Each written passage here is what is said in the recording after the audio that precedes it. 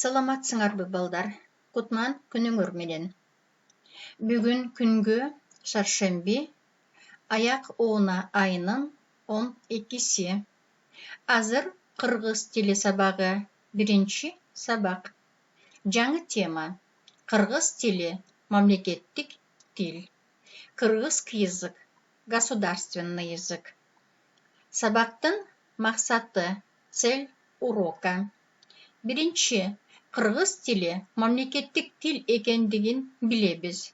Мы должны знать, кыргызский язык это государственный язык. Экинчи, сүйлөө кептерибизди өстүрөбүз. Развиваем развитие речи. Үчүнчү, мекенибизди сүйүүгө тарбияланабыз. Учимся любить родину. Жаңы тема: кыргыз тили мамлекеттик тил. Эмесе балдар, азыр силер текст менен таанышасыңар жана текстти мени менен бирге окуйсуңар.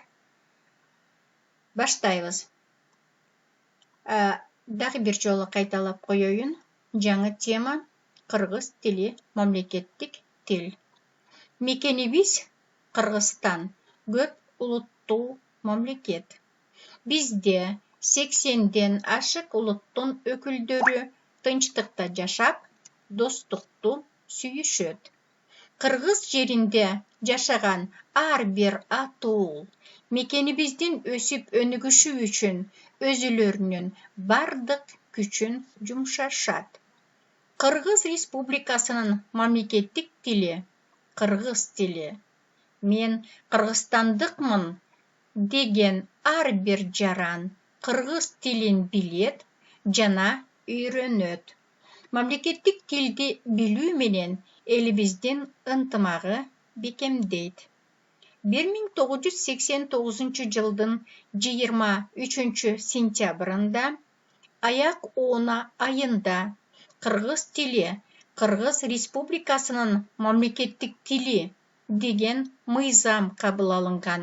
Максат: кыргыз тилин сактап калуу. Кыргыз тилин сактап калбасак, кыргыз мамлекети жок болот. Эмесе балдар, жаңы сөздөр менен таанышалы. Көп улуттуу, многонациональный. Ар бир атуу, каждый гражданин. Ар бир жаран, каждый гражданин. Көңүл бурабыз. Атул жана жаран деген сөздөргө жакшылап көңүл бургула.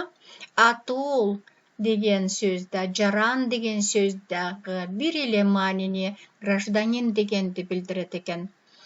Демек, бул сөздөр, атул, жаран деген сөздөр, булар синоним сөздөр. Кийинки жаңы сөз: өсүп өнүгүшү үчүн, для развития. Бекемделет, укрепляется. Мыйзам, закон. Сактап калуу, сохранит. Эмесе үйгө тапшырма. Үйгө тапшырма, мен жанада бир жолу кайталап айтканмын. Текстти жакшылап окуганга аракет кылгыла. Текстти сүйлөй алганга аракет кылгыла. Мамлекеттик тил, кыргыз тилди жакшы үйрөнүш үчүн сүйлөш керекпиз балдар. Ошондой эле бүгүнкү берилген тапшырманы да бир нече ирет кайталап окуп түшүнгөнгө аракет кылгыла. Эми үйгө тапшырма. Тил достуктун ачкычы. Язык ключ дружбы дейт. Демек, ойлонгула жакшылап.